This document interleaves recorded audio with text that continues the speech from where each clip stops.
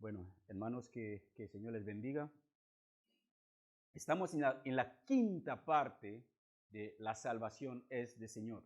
Para ser honesto, no sé cuántas partes hay en esta predicación. Así que iremos mirando, iremos escudriñando la Biblia y dejaremos que la palabra de Dios misma nos ayuda a entender exactamente lo que intento explicar. Así que voy a dar un repaso rápido que es muy importante que entendamos ese repaso. Es un resumen más o menos de todo lo que llevamos viendo, pero será muy rápido. Primero quiero que entendamos que Sara, la esposa de Abraham, falleció a los 127 años de edad, según Génesis 23:1. Y Abraham, esa es una de las cosas que mucha gente no sabe. Y a mi esposa también la chocó cuando le expliqué que Abraham volvió a casarse con una mujer llamada Setura y tuvieron 6 hijos. Abraham volvió a casarse y tuvo 6 hijos. Si leemos nuestras Biblias, eso no nos quedará como, ¿qué? Pero ¿cómo tenemos la tendencia de usar la Biblia como un libro más en casa? La guardamos ahí, no pasamos tiempo para estudiarlo. Versículos así nos hace, digamos, si un testigo de Jehová nos encuentra en la calle y te dice, Abraham tuvo 6 hijos más con una mujer. Yo, no, enséñame la Biblia. Luego, si él te enseña la Biblia, ¿qué pasará? Te darás cuenta que tú no eres ni cristiano en el conocimiento de la palabra de Dios. Así que hay una necesidad, hermano, que tenemos que entender, que la Biblia es la palabra de Dios. No guardarlo como un libro más que lo guardamos ahí en casa. Tenemos que acostumbrarnos a leerla. Así que Abraham tuvo 6 hijos más con esta mujer llamada Setura. Pero Génesis 25, 5 y 7 nos confirma que aunque Abraham tuvo 6 hijos más Ismael que tenía, que son 7, e Isaac que son 8, él entregó todos sus bienes a Isaac antes de morir. Tenía 175 años cuando Abraham murió. Murió con 175 años y entregó todos sus bienes a Isaac. Y la Biblia también nos dice que Isaac caminó con el Señor y él falleció más mayor que Abraham. Isaac falleció a los 180 años, según Génesis 35, 28. Y él fue el padre de Esaú y Jacob, que vimos los 2 gemelos. Y de los 12 hijos, porque Jacob también tuvo 12 hijos, cuando se separó de su padre, porque su hermano quería matarle, se fue a la casa de su tío, y ahí se casó con las 2 hijas de su tío, y con otras mujeres que él tuvo, concubinas. Así que él al final tuvo 12 hijos. Y de los 12 hijos de Jacob, ahí se formó las 12 tribus de Israel. Así que todas las 12 tribus de Israel vienen de los 12 hijos de Jacob. Jacob se llamaba Jacob normalmente hasta que él peleó con el Señor cuando regresaba a su casa para enterrar a su padre o para regresar a su tierra. Encontró al Señor en una visión y peleó con Dios. Y ahí Dios cambió su nombre de Jacob a Israel. Así que por los hijos que Jacob tenía, él tenía un favorito, y de los favoritos era el penúltimo, que era de su amada esposa Raquel. El favorito se llamaba José. Así que según Génesis 37, de 3 a 4, los hermanos de José estaban celosos de José. Como su padre le amaba tanto, decidieron venderle como esclavo a Egipto. Pero no solamente fue un esclavo cualquiera. La Biblia nos dice que en Egipto Dios estaba con José. Hermanos, eso quiere decir que no importa la situación en la cual nos encontramos. Quizás el jefe toma la decisión, como una hermana me explicaba, que para castigarla le quitaron de la pescadería, le pusieron a reponer. Dios puede darle un talento te quitan de algo para ponerte en otra cosa, como una forma de castigo. Pero Dios puede usar este castigo para glorificarse de alguna manera impresionante. Así que es lo que pasó con José. Sus hermanos pensaban que, vale, le hemos vendido. y nos hemos deshecho de él. Él será esclavo en Egipto y ya nuestro padre ya no tendrá ningún favorito. Ese era el plan que ellos tenían en sus corazones. Pero según Génesis 41, de 41 a 43, José se convirtió más adelante en un gobernador muy importante en Egipto. Era el segundo al mando después del faraón. Así que la gracia de Dios permaneció con la descendencia de Abraham. Así, durante ese periodo, mientras que José estaba en Egipto y su padre Jacob y los demás hermanos de José estaban en Canaán, hubo un hambre en la tierra y no había alimento en ninguna otra parte que en Egipto. Así que Jacob mandó a sus 12 hijos, según Génesis 42, de 1 a 3, a Egipto para que compraran comida. Hermanos, lo que estoy haciendo es un repaso de todo el Génesis, Éxodo, para que lo entendamos más o menos. Así que yo les voy a animar que cuando tienen tiempo, no solamente leer solo los versículos que ven ahí, pero intentan leer el libro entero para entender la historia en sí. Solamente que estoy sacando esos versículos claves para conducirnos a un punto en concreto que demuestra que la salvación nuestra viene del Señor. Así que mientras que los hijos de Israel estaban en Egipto, que habían ido a comprar la comida, que había solamente alimento en Egipto, y había hambre en todas las demás partes, ahí Jacob con el tiempo se reveló a sus hermanos, según Génesis 46, 34.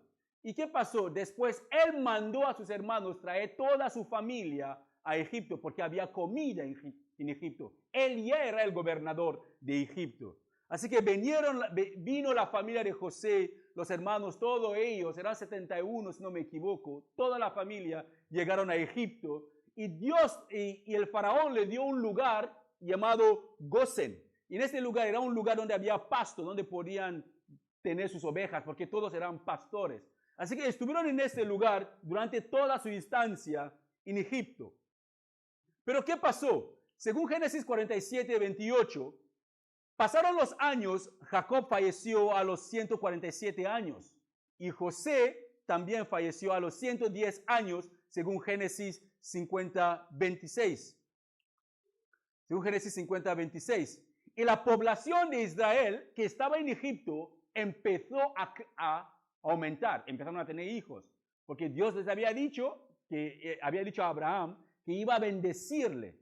Y los israelitas, no sé, no son como, puedo ponerle que aquí en Europa, la gente no son de esos estilos de tener más hijos. Aquí 2 ya son suficientes, o 1 ya es mucho. Pero en mi país es normal ver a un hombre con 10 hijos, 15, ¿sabes? Porque el nombre de hijos demuestra la riqueza del hombre, no riqueza en dinero, pero la riqueza en el sentido de que si algún día le pasa algo, uno de esos hijos puede convertirse en alguien que pueda ayudar a los demás. Esa era la mentalidad que tenían. Así que la familia más grande que se ve más prosperada. Eso creo que en América Latina es lo mismo. La gente no tiene...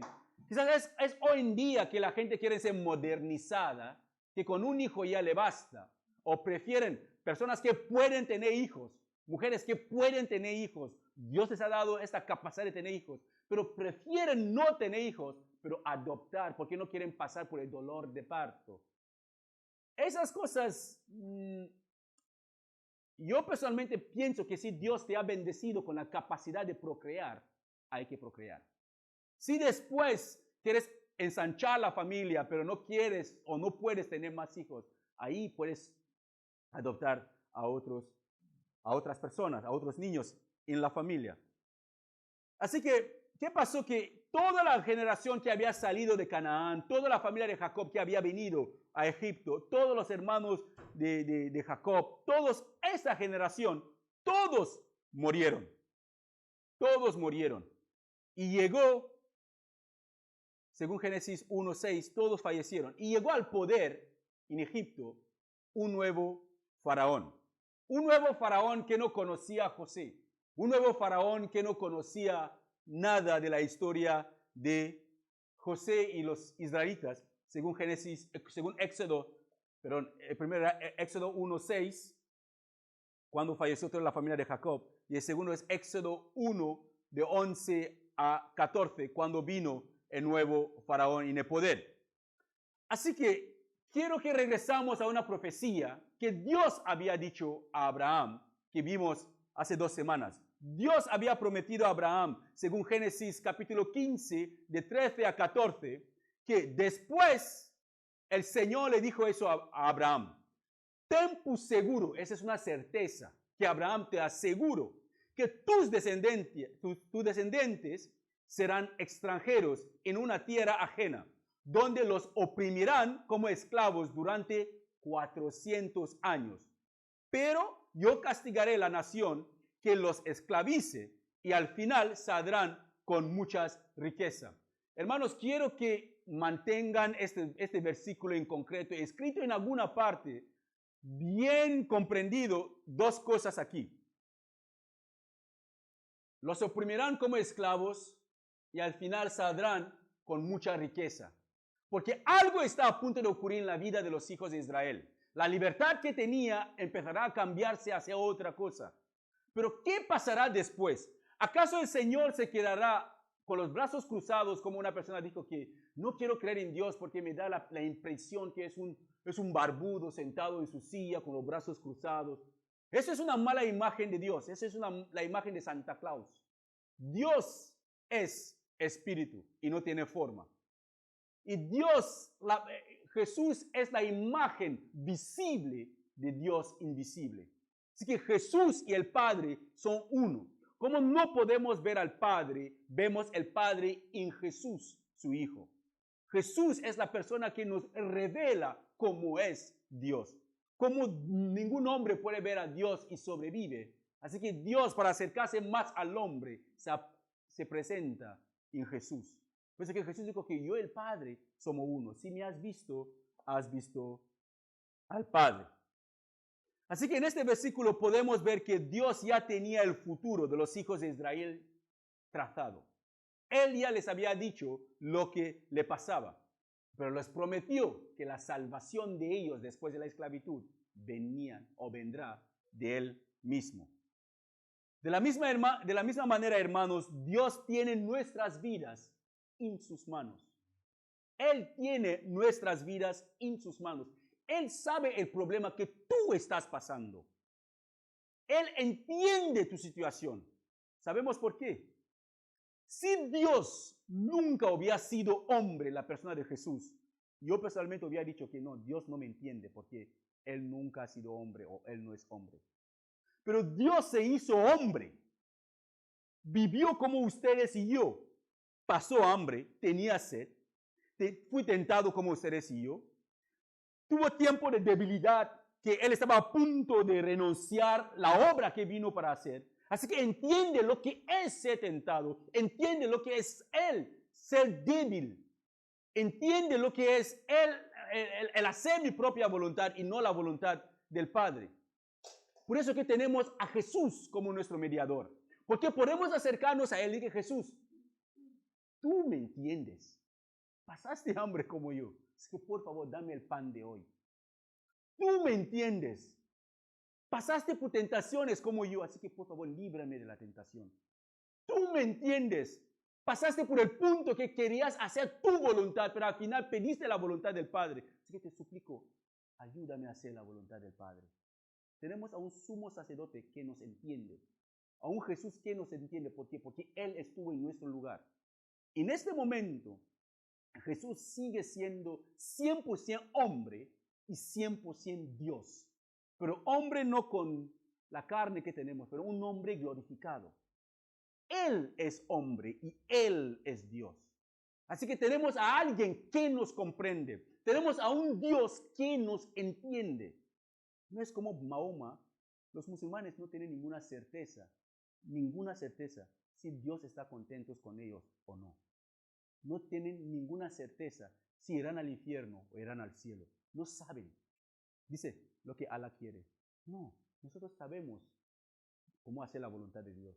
Nosotros podemos saber si Dios está contento con nosotros. Podemos saber si Dios está enojado con nosotros. Tenemos su espíritu que nos redaguye cuando hacemos algo malo. La conciencia nos dice, lo que has hecho está mal. Tenía que haberlo hecho así. Tenemos a un Dios que es sociable, un Dios que es como un Dios que es, no sé ni cómo ponerlo para que suene humano, pero tenemos a un Dios impresionante, hermanos. Un Dios que no nos deja así a nuestra suerte, para que hagamos lo que queremos y después es como coge una moneda y decir, ¿cómo será mi humor hoy? Lanza, hoy le perdono, hoy me... No, tenemos a un Dios que nos perdona, nos entiende y aún así nos castiga, nos disciplina. Dios disciplina a los que Él ama. Yo tengo hijos, con mis hijos no bromeo con la disciplina, porque les amo, quiero que sean mejores personas en el futuro. De la misma manera Dios nos disciplina a nosotros para que seamos mejores personas. Así que Dios tiene nuestras vidas en sus manos. No hay lugar donde podemos escondernos de Él. No hay ningún lugar donde podemos escaparnos de Él. No hay nada que podemos hacer que Él no lo sabe. Para que Él se sorprenda es imposible. Es que no hay nada que podemos hacer para que Dios diga, ¡ah! Me pillaste por sorpresa, no me esperaba eso de ti. No hay nada. Él nos conoce. Antes de que hablamos, Él ya sabe lo que vamos a hablar. Él sabe si hoy voy a faltar de respeto a mi esposa. Él sabe si hoy voy a robar. Él sabe si hoy voy a orar. Él sabe ya lo que voy a decir cuando bajamos ahí. Es que no hay nada que podemos decirle a Dios que les pilla por sorpresa. No hay pecado que podemos cometer en la más densa oscuridad que no es revelado en la presencia de Dios. Proverbios 15:3 dice, los ojos de Jehová están en todo lugar, mirando a los malos y a los buenos. Sus ojos están así, en todo lugar. No hay lugar donde uno puede escaparse. Alguien piensa que no, si apago las luces y cometo mi pecado, nadie me ve. Nadie te ve, no te veo, nadie te ve, pero Dios sí que te ve. No hay oscuridad delante de Él. No hay nada que podemos hacer. A ver, voy a gritar a mi esposa, pero voy a cerrar las puertas para que los vecinos no le escuchan. Sí, no le escuchan, los hijos no le escuchan, pero Dios sí que le escucha. Espera, voy a robar esto. A ver, seguramente nadie lo ve. Nadie lo ve, pero Dios sí que lo ve. Es que no hay pecado, nada escondido en la presencia de Dios. Podemos hacer todo lo que queremos, todo. Vivimos la vida como queremos. La Biblia dice en Proverbios que, hijo, que disfruta de tu juventud, haz lo que te plazca, haz lo que tu corazón anhela hacer. Pero no olvides, algún día tendrás que rendir cuenta a Dios. Algún día tendremos que rendir cuenta a Dios, no importa. Sea por las cosas buenas que hemos hecho, vamos a rendir cuentas por las buenas intenciones que teníamos para hacer esas buenas cosas. ¿Eran buenas intenciones o eran malas intenciones? Algún día tendremos que enfrentarnos cara a cara con Dios para rendir cuentas de nuestras vidas. Salmos 139:7 dice, jamás podré escaparme de tu espíritu, jamás podré huir de tu presencia. Nadie puede huir de la presencia de Dios. Regresamos a los hijos de Israel. Aunque ellos eran esclavos durante 400 años en Egipto, Dios tenía un plan mucho mejor para ellos después de su sufrimiento. Así que aunque pasamos por momentos difíciles, pensamos que Dios nos ha dejado tirados. Hermanos, la única cosa que uno tiene que hacer cuando pasa por momentos difíciles es examinar su vida. ¿Cómo estoy yo delante de Dios? ¿Está mi vida en orden delante de Dios? Si veo que mi vida está en orden delante de Dios, pues tengo que aprender una cosa. Dios está tratando conmigo. No es que Él me odia. Aunque me despiden, pero veo que mi vida no estoy en pecado, no estoy en desobediencia ni rebeldía contra Dios, pero me han despedido. Hacía bien mi trabajo, era puntual, hacía esto, pero me despidieron aún así. Y guardaron al otro que era irresponsable. ¿Y por qué a mí? Es porque Dios está tratando algo en tu vida. Es ahí que preguntamos a Dios, Señor, ¿qué es lo que intentas hacerme ver que yo no veo? Quizás es el orgullo que está en nosotros. Quizás es porque nos hemos cogido ese trabajo como un Dios. Como hay muchos hermanos que yo personalmente conozco, que había un tiempo en su vida no tenían trabajo, buscaban trabajo. Salió el trabajo Dios empezó a prosperarle, empezaron a bendecirle. ¿Y qué pasó con ese trabajo? Empezó a quitar su comunión con Dios poco a poco. Hermano, no te vi el otro día. Ah, no, es que sabes de trabajo, hermanos, no tengo tiempo, que vengo cansado, vengo cansada, vengo esto. Pero Dios te bendijo con el trabajo, no para que el trabajo tomara su lugar. Así que puede pasar con Dios. Dios, vale, veo que eso es una obstrucción entre tú y yo. Dios puede decidir quitártelo. ¿Para que escuchas otra vez su voz? Que no, lo que Él quiere es tener una comunión contigo. Pero si nosotros nos dejamos llevar por las bendiciones de Dios, siempre olvidaremos de tener esta comunión personal con Dios, tal cual como pasó con el tiempo con los hijos de Israel. Dios les había prometido que Él mismo vendrá a liberarles del sufrimiento, que ellos tenían que dejar la esclavitud, no con las manos vacías, según lo que hemos visto en el versículo de Génesis, pero con mucha riqueza. Dios les había prometido mucha riqueza. Así que vivieron y trabajaron durante 400 años en Egipto como esclavos. Pero en el tiempo de Dios saldrán de la esclavitud, pero no con las manos vacías, pero con muchísima riqueza. Así que, hermanos, cuando nosotros vivimos y practicamos el pecado, somos esclavos del pecado. Tal como lo dice Juan capítulo 8, 38. Cualquier persona que practica el pecado es esclavo de pecado. Cualquier pecado que uno practica, he escuchado a personas decir, yo les pregunto, pero ¿cuándo vas a dejar de fumar? No, cuando yo quiero lo voy a dejar. No es cierto. Si pudiera dejar de fumar, hubieran dejado. ¿Cuándo dejará de hacer esto? Bueno, cuando yo quiero lo haré. No, no es cierto. La persona que practica cualquier pecado continuo, según la Biblia, es esclavo de ese pecado. Pero un esclavo no puede liberarse a sí mismo. Un esclavo necesita a alguien más fuerte que él, que entre en la casa de su amo, romper la puerta, atar a su amo en la silla y coger el esclavo y salir corriendo. Porque si no hay nadie más fuerte que el amo de ese esclavo, el esclavo permanecerá siempre esclavo. Eso es algo que ocurrió en la vida de los hijos de Israel. Eran esclavos, vivían en la esclavitud, como una persona que continuamente vive en pecado. No había manera que ellos pudieran salir de la esclavitud. Estaban ahí, necesitaban ser salvos. No podrían salvarse, no había manera. Les oprimían día y noche, estaban siempre bajo sufrimiento. Hasta que Dios mismo vino a su rescate para salvarlos. Nadie puede salvarse a sí mismo. Por eso, hermanos, nuestra salvación viene del Señor y de nadie más. Les dijo, eso es Jesús hablando. Les digo la verdad. Todo el que comete el pecado es esclavo del pecado. No importa. ¿Te gusta mentir? Eres esclavo o esclava de la mentira. ¿Te gusta robar? Eres esclavo. ¿Vas a dejarlo algún día? Sí, cuando yo quiero. Mentira, no podrás. Alguien más fuerte tiene que venir a liberarte de ahí. Alguien más poderoso. Así que uno es esclavo de la práctica continua de cualquier cosa que practica o cualquier pecado. Así que si eres cristiano, eres esclavo de Jesucristo. Pero el cristiano es esclavo de Jesús, pero no por obligación. Es por amor. Son dos cosas diferentes.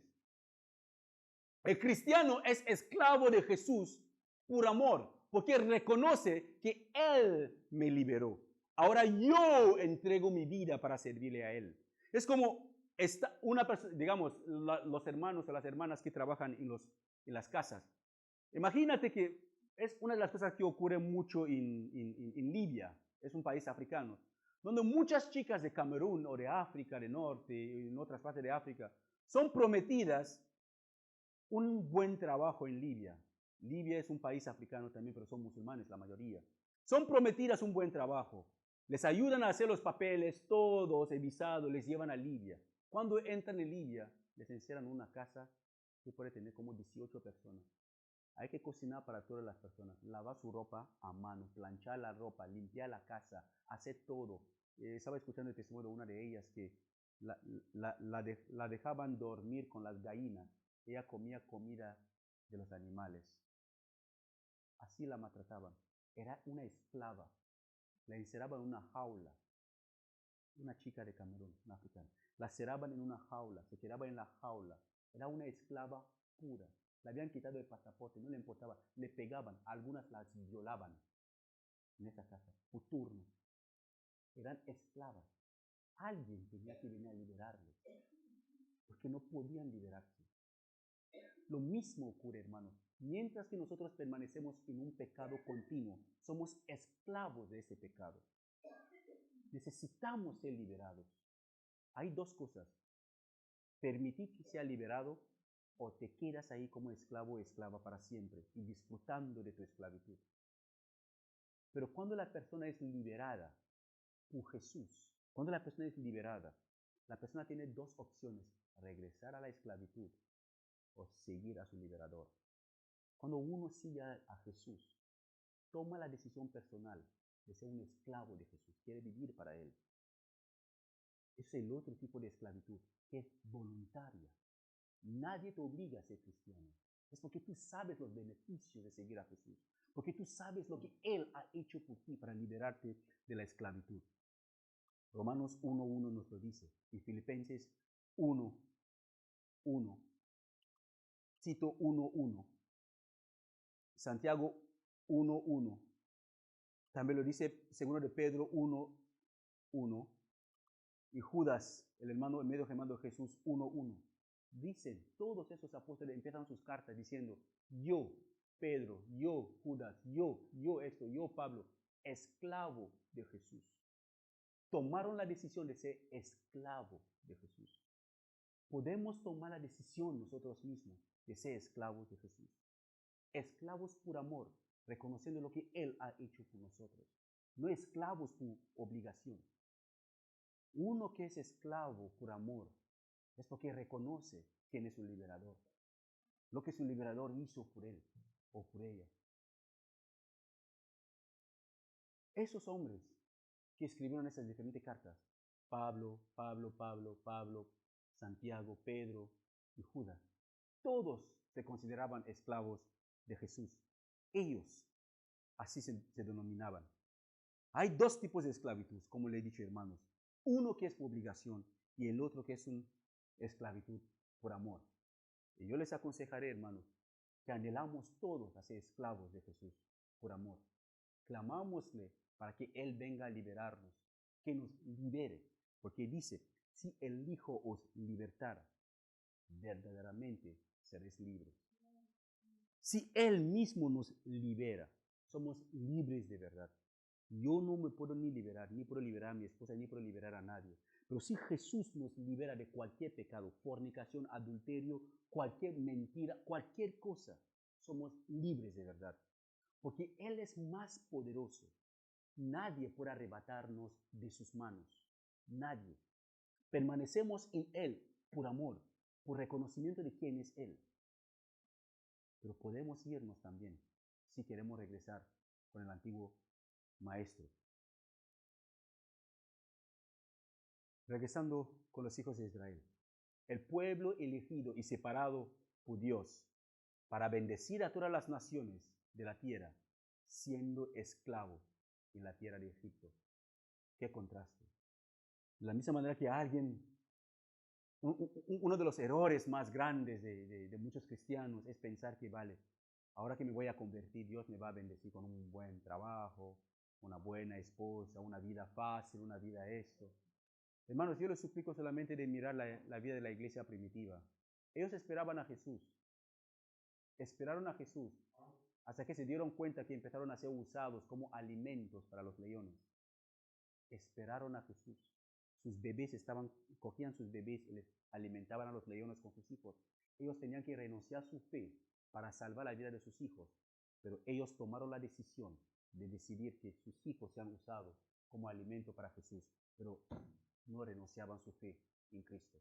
De la misma manera, nosotros tenemos que tener esa certeza de que cualquier cristiano, cualquier persona que toma la decisión que quiere vivir para Cristo, en ese día te acabas de apuntar tu nombre en la lista roja de Satanás. Porque desde este momento empezará tus verdaderos problemas. Problemas que te costarán tanto para entender, Pero son problemas que puedes asegurarte que en el momento de Jesús, Él siempre estará contigo. Así que vamos a seguir mirando qué pasó después. ¿Qué pasó después cuando los hijos de Israel estuvieron 400 años? Ellos en la cárcel, ellos en esclavitud, oprimidos por los egipcios, con el temor de que ellos van a ser más fuertes y más poderosos que ellos. Empezaron a matar a los hijos de Israel.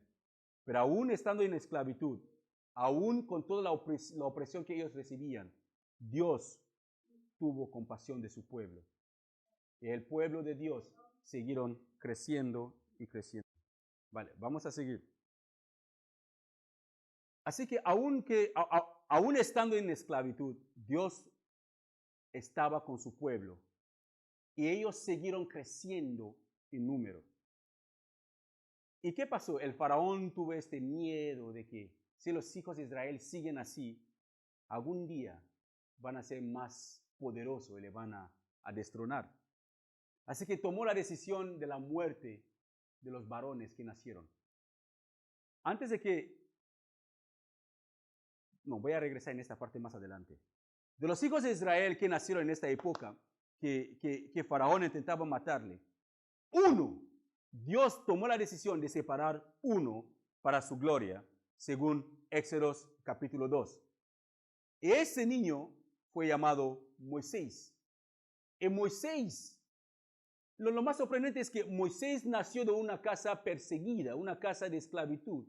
Pero Dios le hizo crecer en la casa real de Faraón. Así que Dios es Él quien tiene el destino de cada uno en sus manos.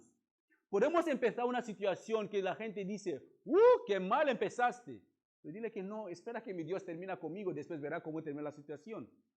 Moisés terminó mal. Dios aún no había terminado con los hijos de Israel. Él empezó mal. Su madre le guardó hasta 6 meses, escondiendo. Tenía miedo que no vengan los soldados y encuentran a Moisés ahí en la casa y matarle. Su madre creyéndole, pero con miedo. Sacarle, le pone una canasta, lo manda en el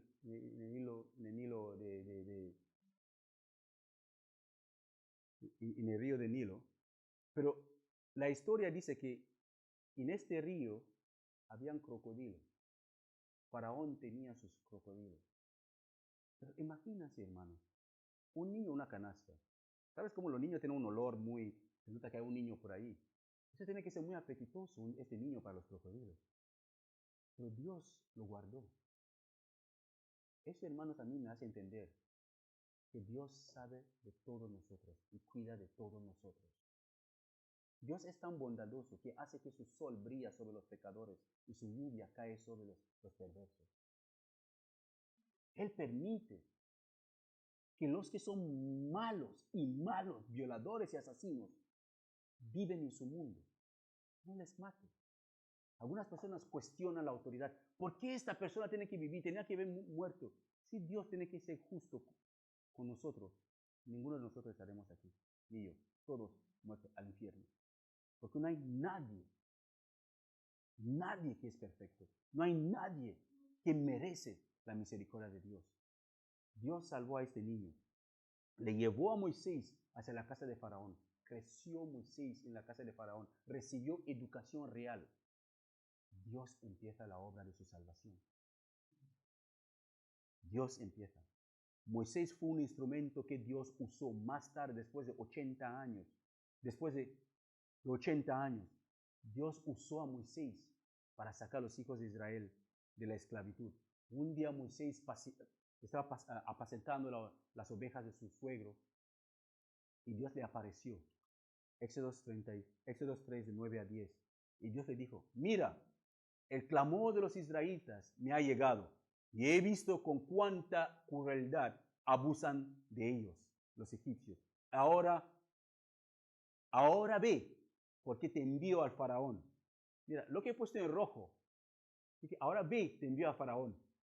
Tú vas a sacar de Egipto a mi pueblo. Eso no es una negociación que, mira, Moisés, mira, vas a intentar de sacar a mis hijos. vas a intentar hablar con Faraón, negociar con Faraón. No, Dios le está diciendo que lo que tienes que hacer es que tú vas a sacar a mis hijos de ahí. Tú vas a sacar a mi pueblo de ahí. Tú vas a liberar a este pueblo por mí. Hermanos, cuando Dios nos libera de algo, no hay vuelta atrás. Somos libres de verdad.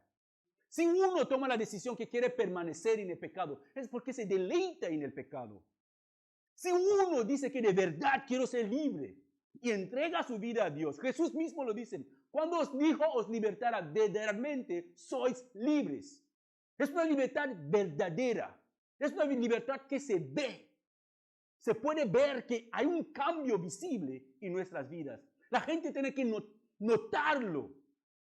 Alguien tiene que decir, pero antes fumabas, antes bebías, antes ibas a la discoteca, pero ¿qué te ha pasado?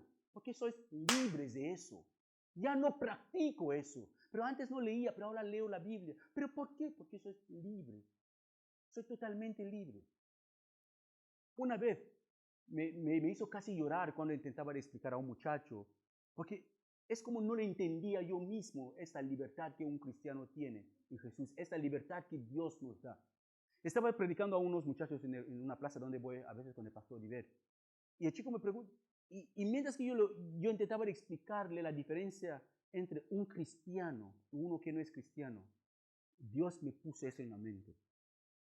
Cuando uno está practicando el pecado, es como una persona totalmente atada, que no puede soltarse, no puede hacer nada, no tiene ninguna opción que solamente seguir lo que le está controlando su vida. Pero cuando el Espíritu de Dios venga en la vida de la persona y transforma a la persona, es como abre las cadenas de la atadura, les libera. Así que esta persona que está libre tiene dos cosas que hacer: seguir a su libertador o permanecer así hasta que el cautivador venga a atraparle otra vez. No hay dos opciones. Si eres libre, acaban de liberarte de tus pecados, tienes dos opciones. Sigue a la persona que te ha liberado para ser como él, o permaneces donde tú estás sin hacer nada hasta que el que te había cautivado venga otra vez y te ata. Y cuando te ata, tu posterior estado es peor de lo que tú estabas antes. Peor de lo que tú estabas antes. La libertad de un cristiano es que el cristiano es cristiano por haber creído en Dios y es libre para seguir o no seguir a Jesús. Yo puedo tomar la decisión ahora, si quiero, porque Jesús no me puso una cruz en la cabeza, una pistola en la cabeza, obligándome que tengo que seguirle. Él me libera y me enseña las ventajas de seguirle. Yo tomo la decisión, ¿te sigo o no te sigo? Si yo lo sigo, soy recompensado. Si yo no lo sigo, permanezco donde estoy hasta que venga otra vez mis cautivadores y me cautivan y me llevan otra vez como yo estaba antes. Eso es la elección que cada uno de nosotros tenemos. Así que Dios le dijo a Moisés, yo voy a mandar, yo voy a usarte para sacarle, porque he visto el sufrimiento de mis hijos. Dios entiende nuestra situación. Pero si estamos en pecado y no clamamos a Dios, Él entiende que no necesitamos ayuda, porque Él dice que el clamor, alguien estaba llorando, pero Dios, es que no puedo más, ayúdame. Él dice, clámame y yo te responderé, te enseñaré cosas grandes que tú no conoces. Es el clamor. Iglesia, oramos. Oramos, Dios, libérame, libera a mis hijos de eso, libera a mi esposo de eso, ayúdanos. Ese clamor. Si no clamamos, Dios no escucha, pues no es necesario, no necesitamos nada de Él. ¿Sabes cuántas veces le pedí a mi mujer que quería un hijo?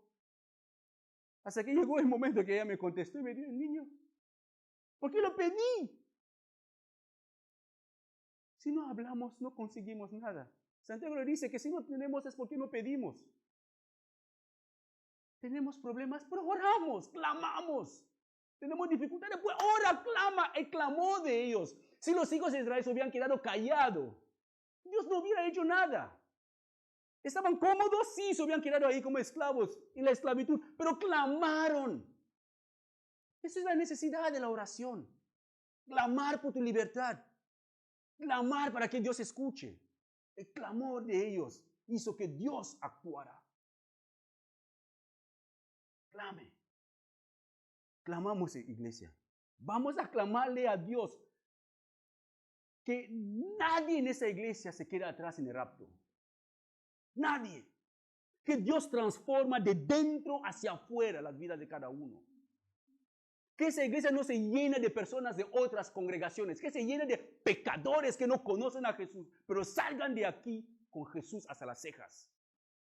Clamamos. Eso es nuestra necesidad, clamar. Porque ellos clamaron a Dios, clamaron por su libertad. Y Dios no solamente le dice, vale a Moisés, negocia con Faraón. No, ve, sácale ya. Sácale, porque he escuchado su clamor, me ha llegado. Pero mientras que no clamamos, estamos cómodos. He visto personas con problemas muy graves, pero no oran. Enfermos, pero no oran. Dificultades, sus hijos se están desgarriando, esto está pasando, pero no oran. Clámale, yo te respondo. Es lo que él dice, hermanos.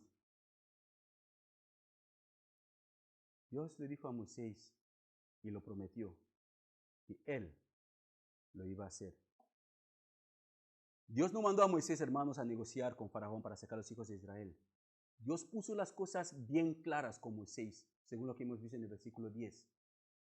Ahora ve, porque te envío a Faraón. Tú vas a sacar de Egipto a mi pueblo Israel. Era una orden, hermanos, algo que iba a ocurrir. No había nadie, no había nada que podía frenar la voluntad de Dios. Dios hizo grandes señales ahí cuando Moisés llegó en Egipto. Dios hizo muchos prodigios, señales, cosas grandes que al final, ¿qué pasó? Faraón tuvo que dejar a los hijos de Israel salir de Egipto. Y mira, después del clamor, el amo que nos cautivaba, que cautivaba a los israelitas, ¿qué pasó? Dice, esa noche el faraón mandó llamar a Moisés. Había llegado el tiempo de la libertad. ¿Por qué? Porque habían clamado antes. Así que el faraón mandó a Moisés y a Aarón y les dijo a gritos, el diablo ya no puede más.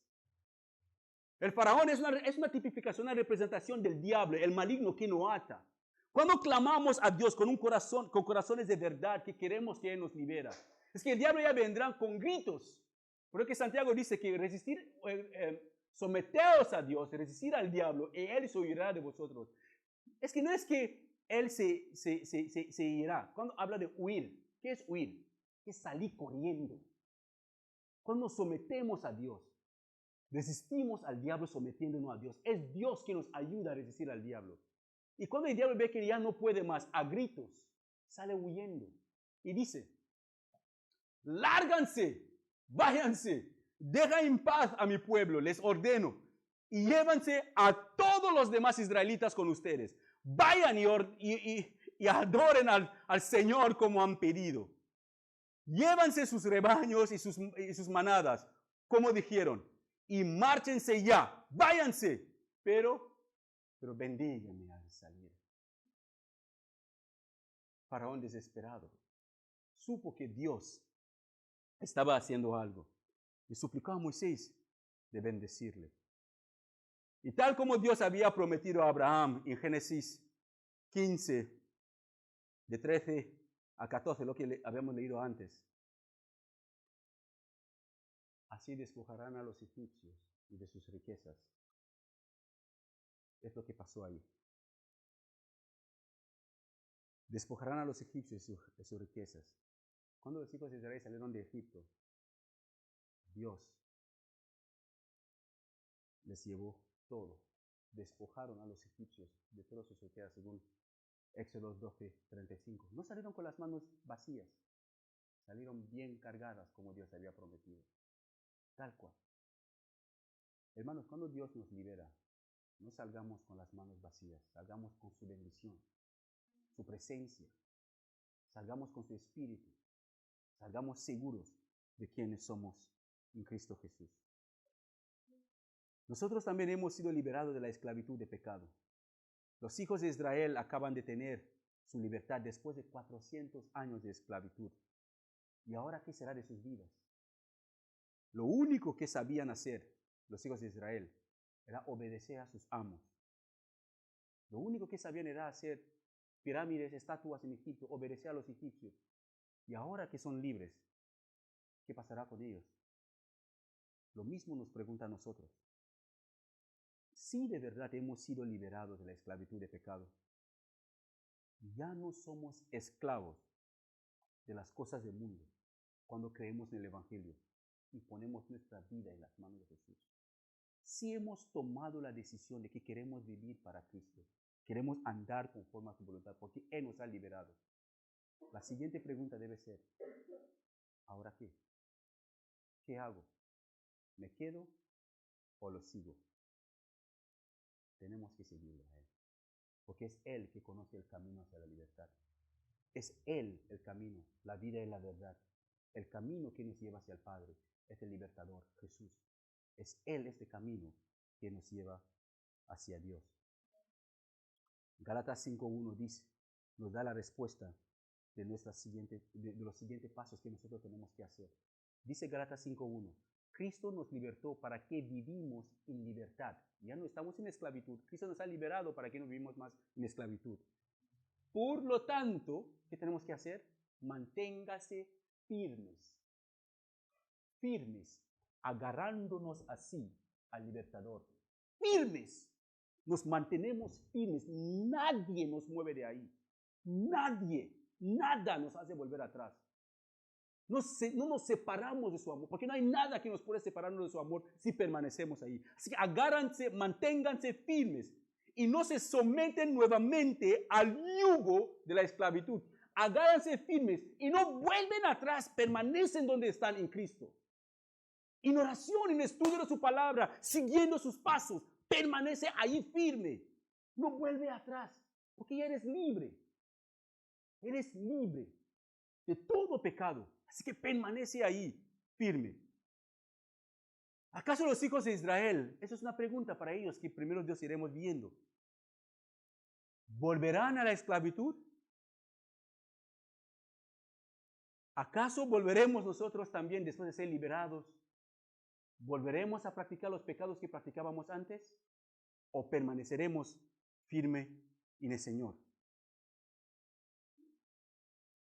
Esa es una pregunta, hermanos, que es individual. Y cada persona tiene que contestarlo.